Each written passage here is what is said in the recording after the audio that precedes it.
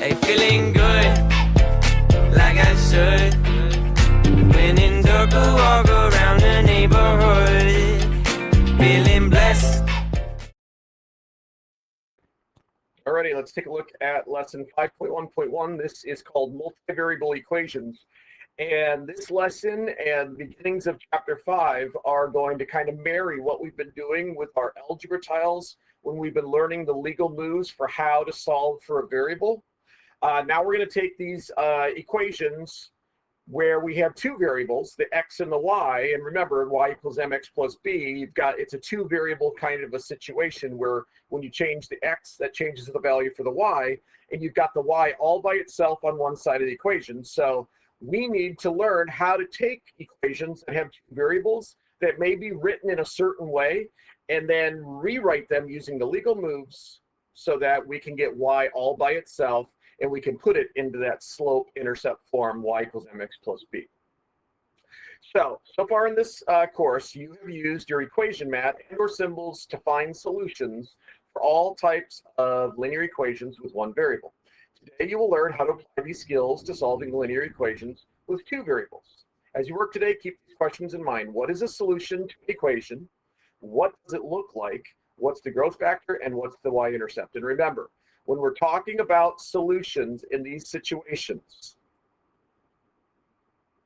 we're talking about xy coordinates because you got two variables and they can be graphed. So you can either say x is equal to this and y is equal to this, say x was equal to 2 and y was equal to 4, or you could write that as x is 2, y is 4. So they could either be shown as individual solutions when x is this, y is that, or together as an ordered pair.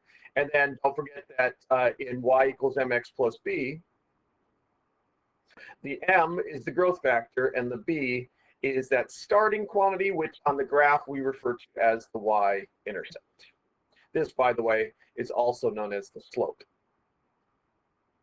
Okay, so you now have a lot of experience working with equations that compare two quantities. For example, while working with the height of a tree, you found the relationship y equals 4x plus 5, which compared x, the number of years after it was planted, to y, which is the height of the tree. Use the equation for this tree to answer the questions below. What was the starting height? So remember, y equals mx plus b. The starting amount is the b, right? So if we put that in here, what would the starting height be? It would have been 5 feet because 5 is the constant term in that expression, in that equation. What is the growth rate? Well, remember, in y equals mx plus b, m is the growth rate.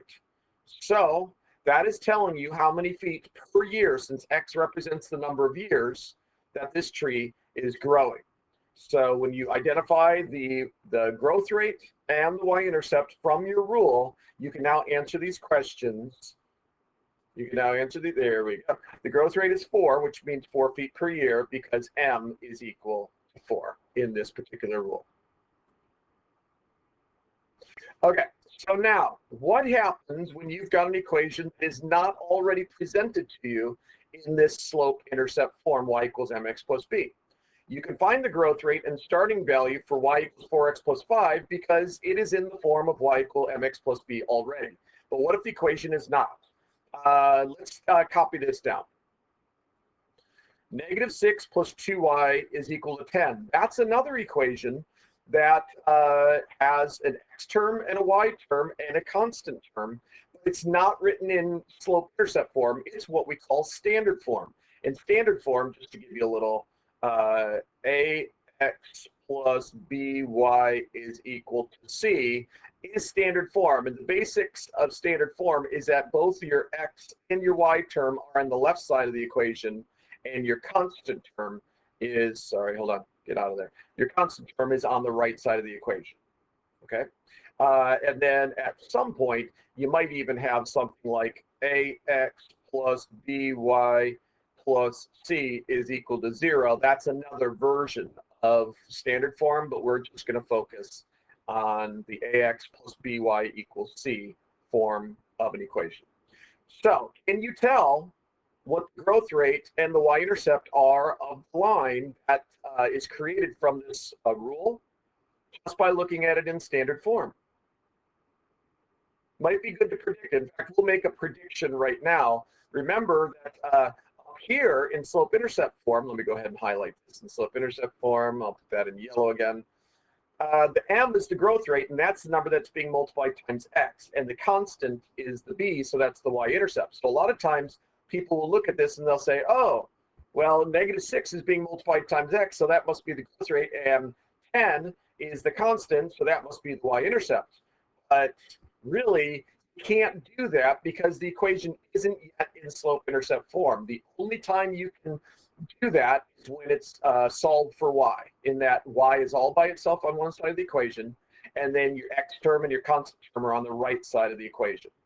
Or it doesn't really matter what side they're on, but we always read it from left to right like this. So we always solve for y, and y on the left-hand side. So what we're going to do is we're going to take this situation and we're going to model it on an equation mat. You don't have to draw this, but I'm going to work on it on this page. But what we should do is we should record the moves, and I'll show you the process here. So let's just make sure we got everything correct. And we got our -6x's, 1, 2, 3, 4, 5, 6 on the left side of the equal sign, and we got 2 y's. And I guess, does it really matter if they're in order? Let's just keep everything consistent the way it looks like here. So you got your -6x's, you got your positive 2 y's, and then you got 1, 2, 3, 4, 5, 6, 7, 8, 9, 10 positive ones there. So what do we need to do in order to get our 2 y's by themselves? Because eventually we need to get 1 y by itself. But we don't want to get 1 y by itself. We can't get that until we get to 2 y's. So how do I make these 6 negative x's go away? Well, you could take away those 6 negative x's, but you don't have any negative x's to take away from the right side. So that's where trying to take away something that isn't already there presents a bit of a problem. So what we will do is we will add 6 x's to the left-hand side. But you can't just add 6 x's to the left side. You also have to add 6 x's to the right side, because this is what we refer to as adding balanced sets. So let's do that. I'm going to add 1. Hold on, I'm just putting them down here for now. 2, 3, collecting them. 4, 5, 6. So if I'm going to add these to the left side, I also have to add them to the right side. So let's go ahead and put these guys up here, and then let's bring these guys. So we're adding 6 x's to each side. And now what happened with all of those negative x's that were in there? Every one of them canceled out with a positive 6 x's to form 0 pairs. So they are all gone now. So now we've got ourselves a new equation. This equation now says that, let me write this in black, it says 2 y's are now equal to our 6 x's plus 10. And I'm choosing, instead of saying 10 plus 6x, because I want this to be in slope-intercept form, and I want to have the x term first and the constant at the back end. So that's why I put it in this order, but technically it wouldn't make any difference. All right, so now what's the next thing that needs to happen? And this is kind of an interesting concept for us to think about. Someone looks at this and says, all right, how do I make that into 1 y? Well, in the past, we've always just divided it by 2, right? If you take 2 y's and you cut them in half, now you've got 1 y. The question is, which one of those do you have to divide by 2? Some people think it's supposed to be x term. Some people think it should be the constant term. But watch, this is the beauty of using these algebra tiles. If I take this and cut it in half and create 2 clear sections, I'm going to take half of my x's and move them up to the top, and the other half will be down at the bottom. And I'll take half of my 1's and put them up on the top, and I'll put the other half down on the bottom. So what do we have here? We've got each one of those y's has to be equal to 3 x's plus 5. So the answer to the question is, which one of these do we divide by 2? If you divide the left side by 2, you have to divide the right side by 2, and this becomes like a distributive property kind of a situation where everything on the right-hand side has to be divided by 2. Okay? So every term on the left gets divided by 2, every term on the right gets divided by 2, and this becomes 6 divided by 2 is 3, so that's 3 x's, and 10 divided by 2 is 5. So this is the equivalent equation for -6x plus 2y is equal to 10.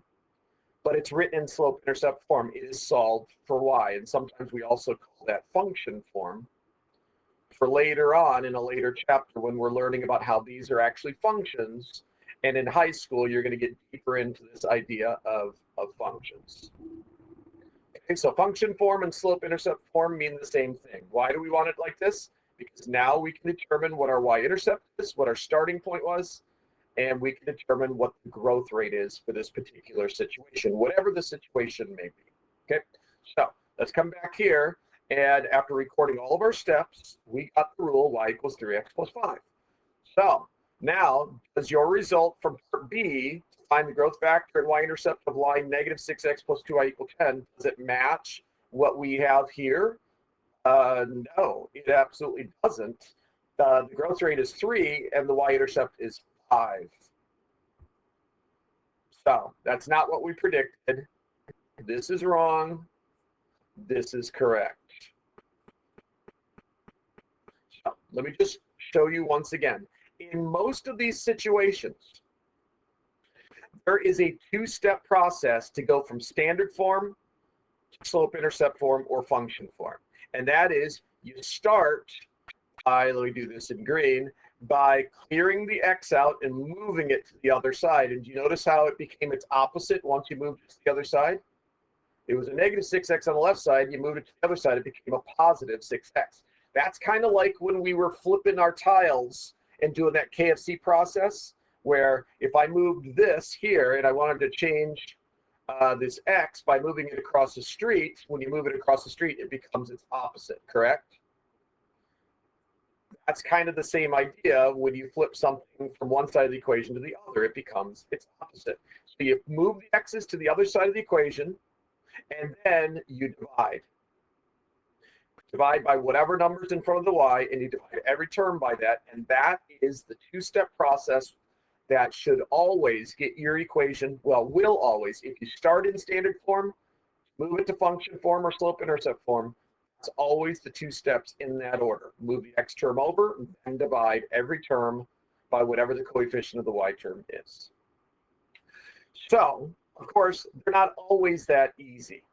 So what we are going to do is we're going to take some more complicated examples and work on this. And honestly, it would be good for you to practice doing all of these. And I should probably put the answers in there so you can see them in case you want to practice it. But I'm going to have us just do 2 of them. Okay. So let's go ahead and have you copy down 2x plus y is equal to 3x minus 7. Our goal is to get our y all by itself on the left side of the equation. And of course, we'll want to record the steps as we go. This should be pretty straightforward, a pretty easy process where I think we only have one move that we have to do. So keep in mind, here's the positive region, here's the subtraction region. We got 2 x's being added to a positive y, and then you got 3 x's being added together. That's your 3 x's there that are positives, and then you're subtracting the 7. Now, if I wanted to move all of these guys across the street and change them to plus a negative 7, I could, but you don't really need to do that. We could just leave it like that. And so what do we need to clear out of here? If we're going to get this y all by itself, how do I get rid of these guys? If you said take away 2 x's from the left side, I would say that is correct, but you also have to take away 2 x's from the right side. So that's this move right here, where you're taking away 2 x's from each side to zero them out and get your y all by itself. And then as it turns out, that's the answer. Y is equal to x, whatever x is, minus 7. If you wanted to rewrite this as y was equal to x plus a negative 7, you could, and that would actually show you that your starting amount was at negative 7, and then for every x, you increase it by 1. And to do that, to show that on here, it would just be a matter of, where are you? Where are you? There you are. So the same thing. Okay. X plus a negative 7y is the same as x. No, hold on. Y is equal to x plus a negative 7 is the same as y is equal to x minus 7. All right, so I'm going to pause and I'm going to fill in these guys. And if you want to go ahead and try and figure that out while we're paused, that would be wonderful. See if you can figure out what 2 steps need to happen to put this into slope-intercept form or function form. All right, so let's see how you did on this. First off, we don't like this x being over here, so if we take away 1x from each side, take away this guy, take away one of those, and now you've got 2y's is equal to 2 x's and 4 1's. Now we want to cut those guys in half, right? So if we split those guys up where the x and the 2 1's go with one y and the x and the 2 1's go with the other, then we need to divide every term by 2, and we end up with y is equal to x plus 2. And so that's what we have there, y is equal to x plus 2. So it would be good for you to take a look at these and practice this process. Make sure you understand how to get your y's all by themselves. And then once your y's are all by themselves, then you will divide each of those by whatever the coefficient of the y term is. In this case, you can divide everything by 3. Here you can see we didn't have to do any dividing because there was only one y there. There were 2 y's. So it's not always easy to tell at the beginning, but there's your answer to this. Y equals x minus 7. What was the growth factor? It's 1 because that's 1x there. And what's your y-intercept? It's negative 7 because that's the number that's at the end. Here we just did this one where it is y equals x plus 2. So your slope or growth factor is 1 and your y-intercept is at 2. And go ahead, take a couple minutes, pause the video. I'm going to pause it as well. Go ahead and see if you can solve for y in C, D, E, and F. I'll reveal in a couple minutes. Well, it'll be a couple seconds because all you have to do is pause and unpause. Okay, so let's do the reveal. Hopefully this made sense. If you need to ask questions, you want to send me an email about how to do this in more detail, I'd be happy to explain the process, but this is going to be a working process. This is not something I'm expecting you to have mastered right away. So 3y plus 2 is equal to 2y minus 5x. Once you subtract 2 from each side, you'll probably have to bring the 2 y's, take away 2 y's from each side because we don't want the 2 y's over here. Once you go through that process, you end up with y is equal to negative 5x minus 2, where the growth rate is negative 5 and the y-intercept is negative 2. Here you'd have to send in dive bombers. Then you'd add 6 to each side. Then you'd have to divide each side by 2, and you end up with y is equal to x. So notice that there's no constant. That means that the y-intercept is at 0, and the growth rate is 1 because the coefficient of x is 1. Here we'd have to send in dive bombers and work through an entire process, and you end up with y is equal to 0 once you finish that entire process. So the growth rate is 0, and the y-intercept is 0 as well. And then for the last problem, our answer ends up being y equals negative 3x minus 4, where the growth rate is negative 3 and the y-intercept is negative 4. Now, let's start to get a little bit more confusing, a little bit more challenging here, where now we're solving more complex kinds of examples, and sometimes we have 2 variables, sometimes we only have 1. Like for instance, for problem A, if we're going to solve this particular equation for y, that means get y all by itself on one side of the equation. So every time we're working through these, you want to identify what is it that they're asking you to solve for, because that's the variable that you want to get all by itself on one side of the equation. Sometimes you got 2 variables, like this one here and this one here. This one only has 1 variable. This one only has 1 variable. This one only has 1 variable. So if it's only 1 variable, then it's the same kind of solving equations we've always done. Just go through the legal moves. Use distributive property, add or combine like terms, add or remove balanced sets, and then at the end, do your division if you need to. So let's go ahead. I'm going to do 3 of them. I'm going to do A, D, and F. And then then we'll do the reveal, give you an opportunity to do the rest of them. For this one, the first thing you want to do is distributive property. So after sending in the dive bombers, this becomes 2y minus 6. And now you're going to add 6 to each side, and that would give you 2y is equal to 10, right? Whatever you do to the left side of the equation, do the exact same thing to the right side. So we need to zero this guy out by adding 6 to each side, which gives you 2y is equal to 10. And then your last step would be to divide each side by 2, so that you've got 1y there is equal to 5. So that ends up being the solution for this equation. The only way this side could be equal to 4 is because if we make y equal to 5, that becomes 5 minus 3 is 2, and 2 times 2 is 4. All right, if you want to pause and work through these a little bit, and so we can go in order, we can, or if you just want to do them in your own order and do them along with me, that's fine. I'm going to do D next. D, we're solving for x, so I'm going to send in the dive bombers. And after sending in the dive bombers, let me do this here to here, and that becomes 6x plus 12, and on the right side, when you combine like terms, you also get 6x plus 12. So that's a situation where the two expressions are exactly the same.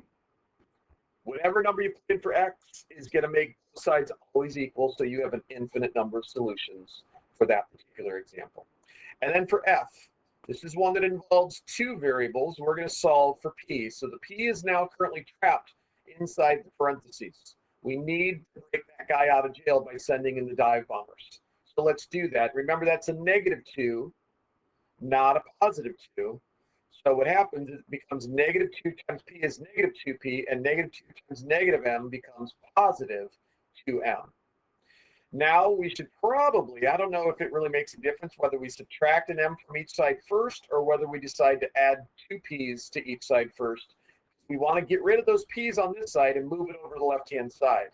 So the only way to get rid of those 2 p's is to add 2 p's, but it looks like I chose to, let me do this, I'll do that. I chose to subtract the m's from each side first, so that this zeroes out. Now you've got nothing left over there. So if there's nothing there, that's why we invented the number 0, was to represent nothing. So you got to put the 0 in there. Now let's add the 2 p's to each side. And that's going to cancel out these guys. That forms a 0 pair.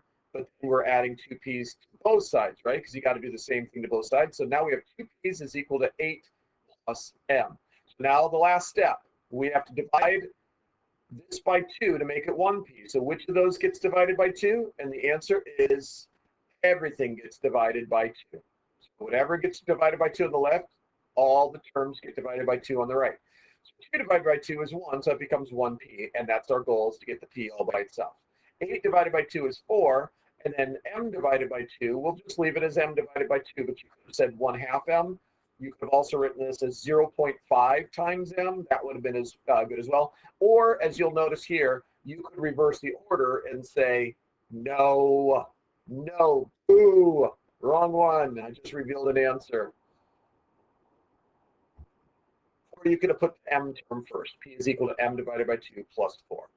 I like writing it this way, to be honest with you, more than that way, because I like to have the constant term on the back end, because that's still going to be your y-intercept. Even though we don't have a y and an x, we have a p and an m, so I guess that would be your p-intercept.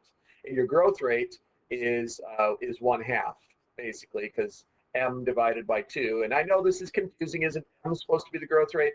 But that's when we have the generic x and y as our variables. Once you start getting into problem solving, you'll notice that we end up putting different letters in for our independent and our dependent variable.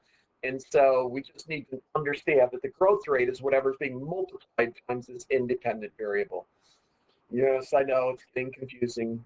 It'll get easier as you move on, and you'll get plenty of practice with this in high school as well. All right, so please copy each one of those down. Spend a couple minutes seeing if you can solve for the given variable, and then I will reveal. And I believe this is where we're done. This finishes today's lesson. So you can move on to the check for understanding, which will be it'll be a set of much easier examples, I promise you. All right, so have you paused and you ready for me to reveal? You need me to pause too? Sorry, I just cut my off. Just to go through the motion. All right, I just paused just to go through the motion. Let's do the reveal. If you were to solve for x, you'd have to take away 5 y's from each side and then divide everything by 2. So you end up with x equals 5 minus 5 divided by 2y. Or you can reverse the order of those two guys and have it negative. Actually, let me just look at this. You could have x is equal to negative 2.5y plus 5, right? Because 5 over 2 is 2.5. In decimal form, that's 2.5, and that's a negative because there's a minus sign in front of it, so that's a positive 5. Yeah, there are a few different ways you could write that. Here you would have to subtract 6 x's from each side, subtract 4 y's from each side, then divide everything by negative 1. Or if you decided you had more y's on the right, you could have subtracted 11 from each side and subtracted 3 y's from each side, and then just had the y on the right, which eventually gives you y equals 6x minus 11, or 6x minus 11 is equal to y, if you had the y on the right-hand side. Here we're solving for x. Well, that's interesting. It's already in slope-intercept form. Why do we want to put it into a different form? I don't know. But anyway, we can do it by subtracting 6, then dividing by negative 3, and we end up with x is equal to negative 1/3 of y plus 2. We already did this one. This one I already revealed. Send in the dive bombers. We're solving for q. Subtract 4 q's from each side. And blah, blah, blah, blah, blah. You end up with p is equal to negative. Is that right? It doesn't seem right. No, I guess that is right. There's only one variable. Q equals negative 37 over 3. Or I suppose you could call that q is equal to, what is that, 36? So that's negative 12 and 1/3. I guess you could have said that as well.